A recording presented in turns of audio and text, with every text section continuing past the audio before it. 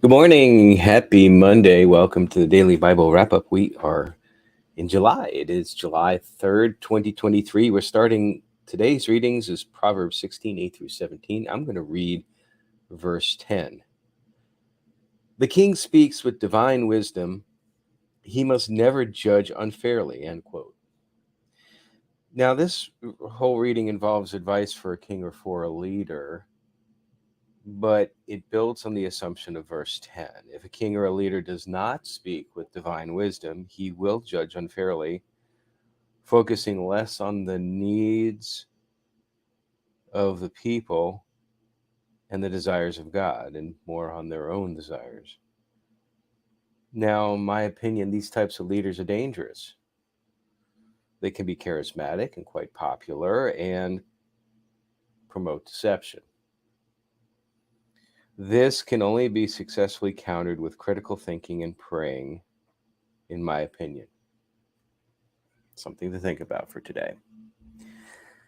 New Testament, we pick up the story in Acts 22:22. The crowd became rowdy and upset at the mention of the Gentiles by Paul. The commander took Paul away and ordered him bound and whipped to coerce a confession. They figured, well, Paul must have done something wrong in order to cause the people to react the way they did. But upon learning that Paul was a Roman citizen by birth, the commander became frightened. Now, the commander was a Roman citizen, but it's implied that he bought it. He said something like it cost a lot. And Paul's like, well, I'm one by birth. I trump you. So the commander turned Paul over the next day to stand in front of the Jewish High Council. And picking up in Acts 23, Paul says to the council that he has always lived before God with a clear conscience. Ananias, the high priest, had Paul slapped. I guess Ananias wasn't going to slap him himself. But then Paul called out Ananias before realizing that Ananias was the high priest. Now, this is a little bit odd. Wouldn't you think that Paul would know that Ananias is the high priest? I'm just saying. I might be missing something there. But anyway, Paul then sees an opportunity in the makeup of the council. See, the council is a divided council. Sound familiar? Half are Pharisees, half are Sadducees. He says that he is a Pharisee and is on trial because he believes in the resurrection of the dead. Now, this divided the council because the Sadducees believed that and the Pharisees did not, with the Pharisees supporting Paul. The commander saw possible danger to Paul as the council was growing more violent, and so then took him back to the fortress. That's the word that's used in the translation. I'm thinking that the jail is there. And that night, Jesus, in a vision, told Paul he must preach the good news in Rome. Now, this must have had an effect of encouraging Paul for several reasons, but one being that he knew that he would not die in Jerusalem. Old Testament, we're in 2 Kings 6, verse 24 is where we pick it up. King Ben-Hadad of Armon, sometime later, which of course is a transition statement, besieged Samaria, leading to a great famine. The imagery is that the famine was so bad that people were buying donkey heads and dove dung for food, and they were eating each other's children. Now, this greatly disturbed the king, and he blamed Elisha. I'm guessing he blamed Elisha because Elisha was the protege of Elijah, and Elijah had this seemingly power over the rain. He vowed to cut off Elisha's head, but Elisha knew of this, and in 2 Kings 7, Elisha told an officer of the king that food would be plentiful tomorrow.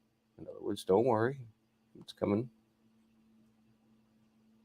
Seems like an impossible statement, but here's how it happened. Meanwhile, 4 men with leprosy decided to surrender to the Arameans, figuring at least that they would get food there as prisoners. It makes logical sense.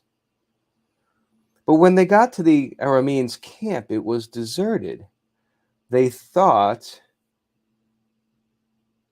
and this thought was caused by the Lord, is what I have written down. I think that the Lord had made the Arameans think that the Israelites had hired Hittites and Egyptians to protect them. Some sort of I don't know how it was done. But anyway, they thought that. It wasn't true, but they thought that. And so in panic, they fled quickly, leaving all provisions. So the four Israelites, the four with leprosy there, after a little while of indulging themselves, which I almost can give them more leeway since they were excluded from the city because they have leprosy. And they're like, well, if you're going to exclude us, then we're going to keep it all for ourselves. But to their credit, they got to the point where they're like, do we really want to just keep this all for ourselves, or shouldn't we share this with the people? Which is what they did. So the next day, the Israelites plundered the camp, and they had plenty of food. And the officer who didn't believe Elisha was trampled. So when Elisha first said, hey, the message is that you're going to have food the next day, the officer was like, no, it's not going to happen. Elisha's like, no, it'll happen, but you won't get any. And so that's how that came about too. It happened, and the officer didn't get any because he didn't believe. And that's how that came to be. 2 Kings 8. Now remember the son that Elisha had brought back to life. Well, Elisha had told the mother of the son to take the family and move away to avoid the upcoming 7-year famine. So Elisha knew of the famine. Maybe that's another reason why the king in the prior reading was like, well, if you knew about it, maybe you could have prevented it.